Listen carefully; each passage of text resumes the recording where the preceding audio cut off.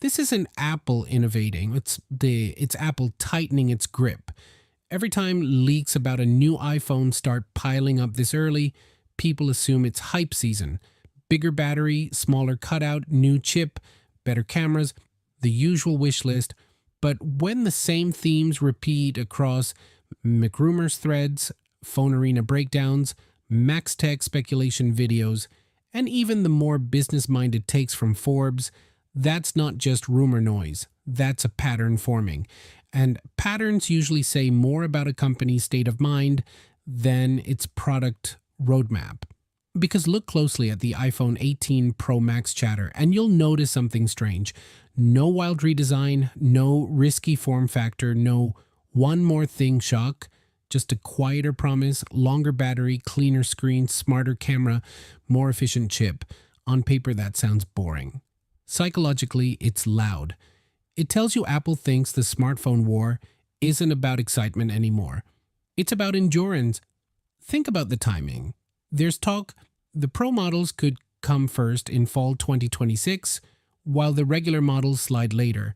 If that happens, Apple isn't just releasing phones, it's steering the upgrade cycle toward higher margin buyers. That's not a tech decision, that's a behavioral one. It nudges the most eager upgraders and the people who line up in September out of habit toward the most expensive options. Not forcefully, just structurally. Like rearranging a grocery store so the premium stuff sits at eye level. Now the dynamic island possibly shrinking or disappearing. Tech Twitter will treat that like a historic victory. Finally, full screen, innovation is back. But let's be honest for a second. Most normal users stopped noticing the cutout after 2 weeks. It's like a tiny scratch on a car door. The owner forgets it, the reviewers keep staring at it under bright lights. So why chase a smaller cutout? Not for current users, for perception. A smaller cutout is a visual signal that Apple is still progressing. It's Apple saying, without saying, we're still moving forward, relax. And in a market where Samsung experiments loudly and Google reinvents itself every other year, Apple's biggest weapon is the feeling of calm progress. Then there's the battery focus. This is the part enthusiasts weirdly underrate. Bigger battery plus efficiency gains from an A20 series chip isn't flashy, but it's deeply strategic. When multiple outlets keep circling battery life as a core theme, that's usually because supply chain whispers are consistent.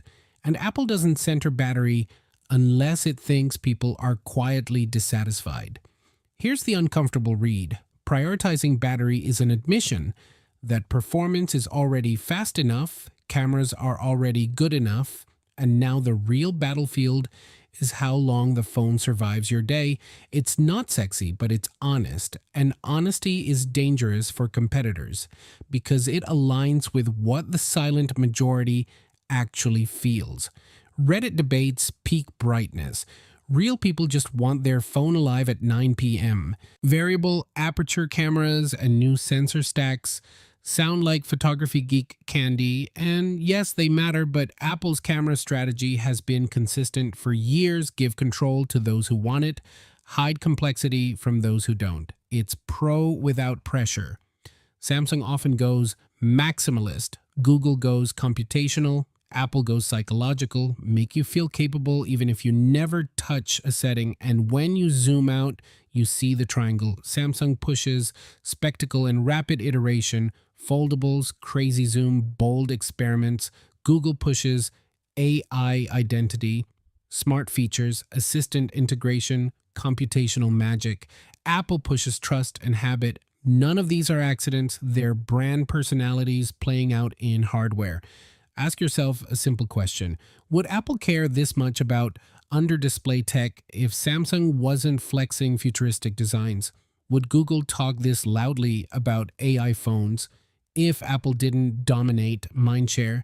These companies don't just build products. They respond to each other like rivals in a long chess match where every move is also a message. And here's where the loud tech crowd misses the plot.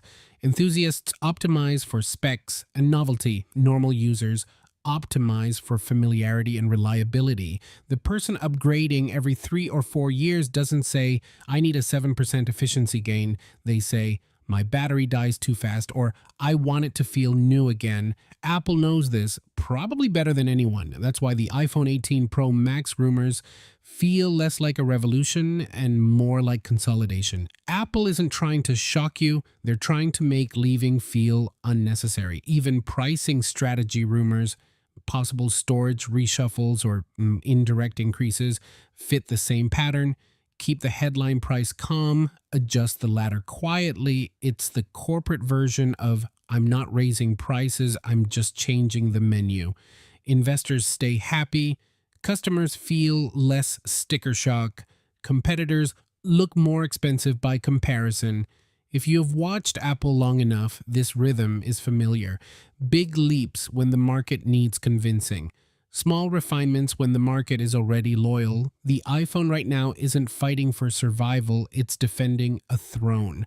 So the real story of the iPhone 18 Pro Max isn't the battery or the chip or the disappearing cutout.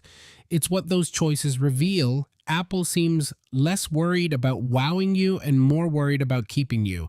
Less about winning new fans, more about making sure existing ones never feel a strong reason to leave. And honestly, that might be the most powerful strategy in tech today. Because in a world chasing the next big thing, the company that masters the good enough to never switch formula quietly wins. The question isn't whether the iPhone 18 Pro Max will be impressive. The question is whether anyone can make iPhone users feel a real need to look elsewhere by the time it arrives. See you next one. Peace out.